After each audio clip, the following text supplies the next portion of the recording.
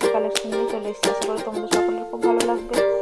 কালেকশনগুলো কেমন লাগছে অবশ্যই কিন্তু কমেন্টে জানিও। আর যারা আমার পেজে নতুন আছে তারা কিন্তু পেজটিকে সাবস্ক্রাইব করতে ভুলো না, আর ভিডিওটি লাইক কমেন্ট শেয়ার করতে ভুলো না।